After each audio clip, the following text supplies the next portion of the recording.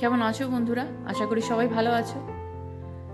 থাম্বনেলটা দেখে নিশ্চয়ই বুঝে গেছো যে কোথায় এসেছি। হ্যাঁ, গোয়া। এবার আমি ট্রাভেল করেছিলাম গোয়া আমার 4 বান্ধবীর সঙ্গে, ছোটোবেলাকার বন্ধু। ট্রিপটা তৈরি হয়েছিল 7 জনের, কিন্তু 7 জন পৌঁছাতে পারেনি। আমরা 4 জনই পৌঁছেছিলাম। আমি, সুতপা, কাঞ্জা ইউএস থেকে, আর সোনিয়া ব্যাঙ্গালোর থেকে। অ্যাকচুয়ালি গোয়া লোকে অনেকে অনেক রকমভাবে যায়। হাওড়া থেকে ডিরেক্ট ট্রেন আছে গোয়ার, ম্যাডাগনের। আবার কেউ ফ্লাইটেও চলে যায় গোয়া ডাইরেক্ট। আমরা গেছিলাম ভায়া মুম্বাই, কারণ মুম্বাইতে আমাদের এক ছোটোবেলাকার বান্ধবী ভবানীর সঙ্গে দেখা করে আমরা তারপর গোয়া যাব, এই 4 মূর্তি।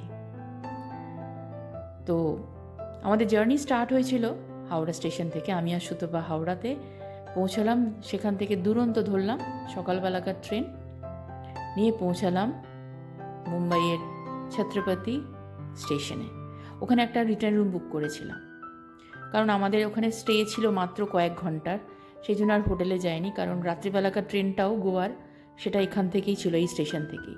সেই জন্য লাগেজ নিয়ে মুভ করবো না, সেই চিন্তা করেই আমরা রিটার্ন রুমটা বুক করেছিলাম। তোমরাও কখনো যদি এরকম কয়েক ঘন্টার জন্য ট্রাভেল করো ভায়া রেল, তো রিটার্ন রুমটা অপশানটা দেখতে পারো, কারণ ওটা খুব চিপ পড়ে, আর এই লাগেজ নিয়ে এপাশ ওপাশ দৌড়াতে হয় না। তো ফার্স্ট আমরা যাব সিদ্ধিবিনায়ক, এখানে ফ্রেশ হয়ে রিটার্ন রুমে। সেখানে আমাদের এক বন্ধু আর এক আমাদের সঙ্গেই পড়তো ছোটোবেলায়, ইন্দ্রনীল, ও আসবে সিদ্ধিবিনায়কে আমাদেরকে রিসিভ করতে।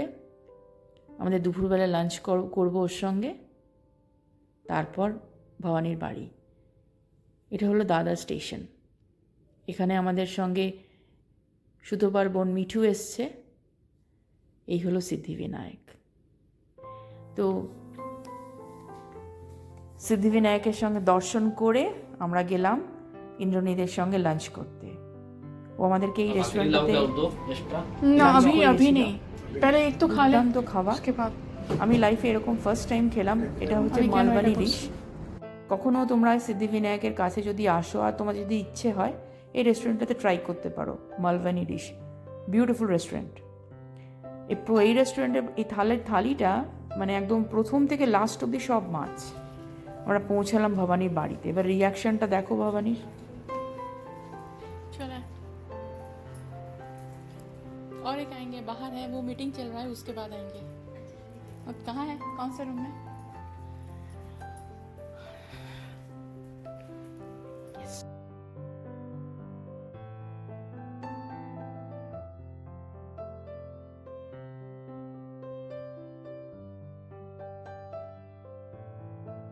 পঁয়ত্রিশ বছর পর ভবানীর সঙ্গে দেখা করলাম। খুব এক্সাইটেড ও ছিল, আমরাও খুব এক্সাইটেড ছিলাম, কারণ অনেক বছর পর দেখা হলো। তো জানি না আবার কবে দেখা হবে ওর সঙ্গে, যদিও সে ইন্ডিয়াতেই থাকে, কিন্তু আমাদের সবসময় তো সবার সঙ্গে দেখা করার সুযোগ আসে না।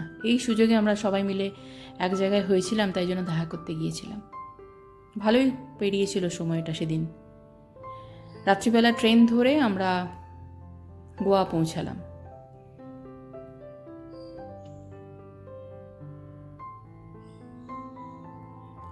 আমরা ব্রেকফাস্টটা স্টেশনেই করেছিলাম। এখানে ধোসা ইডলি ব্রেকফাস্ট ছিল, খেয়ে নিয়েছিলাম সেখানেই, কারণ আমরা কখন পৌঁছাবো জানি না। এখানে ওলা উবের সার্ভিস নেই। এখানে গোয়াতে যেটা চলে সেটা হচ্ছে এক তো গোয়া মাইলস অ্যাপ আছে, সেখানে কিছু গাড়ি পেলেও পেতে পারো। বাট আমরা এখান থেকে লোকাল একটা অটোওয়ালার সঙ্গে কথা বলে আমরা ক্যালাঙ্গুটে বিচে বেরিয়ে গিয়েছিলাম। এখানে না খুব বার্গেনিং চলে, তো একটু দেখে শুনে বার্গেনিং করবো। এই হলো আমাদের এয়ারবিএনবি, দোতলা এয়ারবিএনবি ছিল, খুব ভালো এয়ারবিএনবিটা। অ্যাকচুয়ালি 7 জনের জন্য বুকিং ছিল, তো সেই জন্য অনেক বড়। আমরা চলে এসেছি ক্যালাঙ্গুটে বিচে। একটু দুপুরবেলা লাঞ্চ করবো আর জমি একটু আড্ডা মারবো।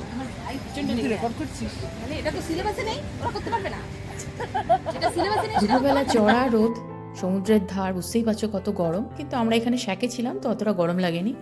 তো যাই হোক, আমরা এখানে লাঞ্চ করলাম। গোয়াতে আমরা যেখানে ছিলাম ক্যালাঙ্গুটে বিচের কাছে, ওখানে না লাইন দিয়ে দোকান। এই স্ট্রিটটার নাম হচ্ছে হলিডে স্ট্রিট। তো এখানে না ড্রিম ক্যাচার আর বিভিন্ন রকম গিফট আইটেমস পাওয়া যায়, আর বিভিন্ন রকম ড্রেসও পাওয়া যাচ্ছিল। আমরা অনেকেই কিছু কিছু কিনেছি এখানে পড়ার জন্য, তো তোমরাও এখান থেকে কিনতে পারো। আর যদি কেনো নাও কেনো, একটু উইন্ডো শপিং করো, তাহলে দেখবে চোখে সুখ পাবে। দেখেও সুখ বলে না, সেই চোখে দেখে সুখ পাবে। আমরা এখন এসেছি এখানে ফুট ম্যাসেজ করাতে। এখানে সব ফুট ম্যাসেজ করাবো, কেউ কেউ বডি ম্যাসেজও করাচ্ছে। এই বিচটা একটুখানি মানে খালি খালি, ক্যালাঙ্গুড়ি বিচটা অত না ক্রাউডেড না, তো কারণ এখানে অনেক ফরেনাররা আসে, সেই জন্য বিচটা বেশ ভালো, পরিষ্কারও আছে, নোংরা নয়।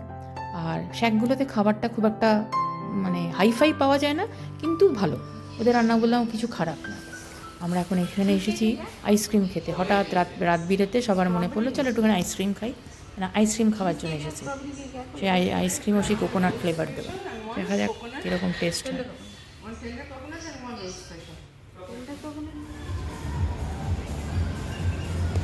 আজকে দিনটা ভালোই পেরোলো। এই গোয়ার মিউজিকটা শুনবার জন্যই রাত্রিবেলায় আমরা সবাই বেরিয়েছিলাম, যে একটুখানি নিউ ইয়ার্স তো নয়, আমাদের ক্রিসমাসের আগে গিয়েছিলাম আমরা।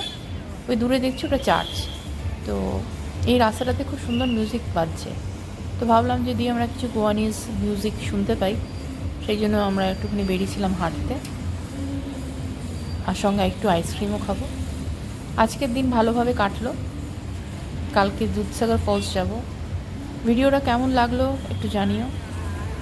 যদি ভালো লাগে তাহলে বন্ধুদের সঙ্গে, রিলেটিভদের সঙ্গে শেয়ার করো, আর চ্যানেলটাকে অবশ্যই একটু সাবস্ক্রাইব করো, তাতে আমার আরও ভিডিও আসবে, সেগুলো তোমরা দেখতে পাবে।